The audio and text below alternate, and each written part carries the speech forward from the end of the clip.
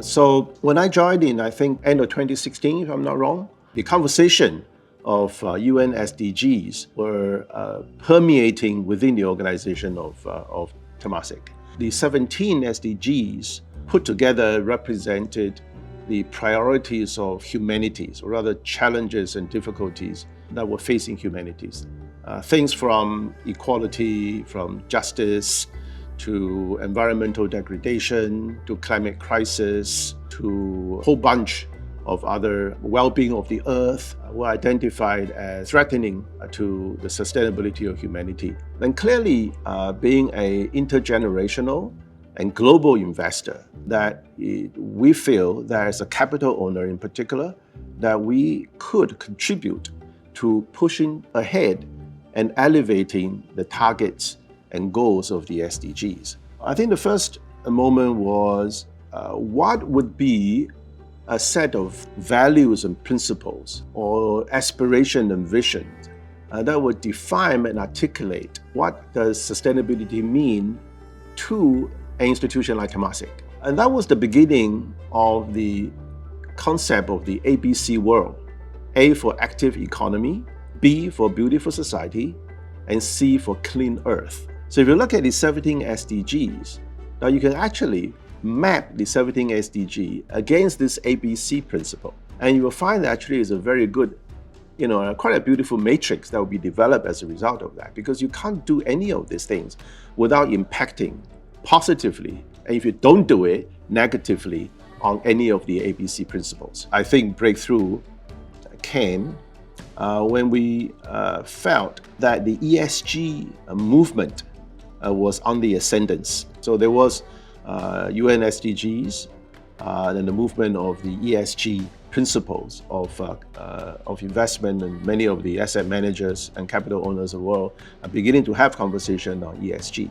So we felt that as a responsible investor, we cannot be silent on ESG ourselves. Song Hui and I, we decided that we will engage an external consultant to help us articulate the ESG principles that Temasek should be considering, if not adopting. The deliverable of that was to help us develop an ESG screen as part of our due diligence process. In the same way that we will always apply a text screen to investments. So we had knowledge and we knew that we were ready, we had to do these things. But we didn't have a commitment to say that, look, what is our journey of decarbonization?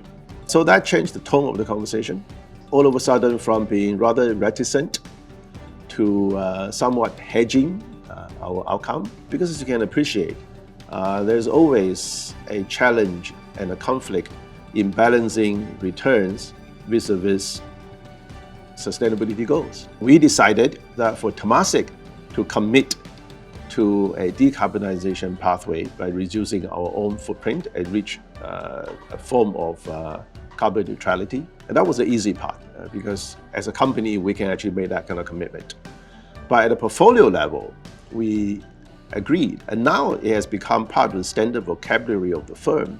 But at that time, it was a gargantuan step for the company to take. And that is, we would reduce our carbon footprint at a portfolio level by 50% come 2030, based on 2010 baseline. And come 2050, we will reach net zero. That was actually a pivotal moment in the history of Temasek. So I think the very principle as an intergenerational investor demands us to be instinctively long-term in our thinking and be a responsible investor in the community and as a custodian of this earth for future generations.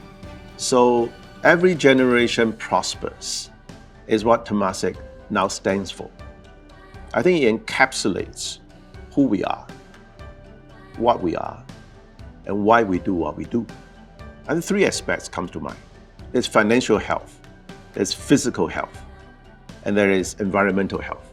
We want to enhance the physical health of human beings as we are continuing our role as a responsible and long-term and sustainable investor.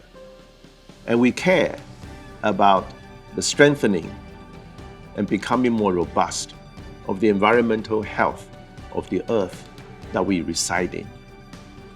There's only one earth, and that's a way to guarantee every generation prospers.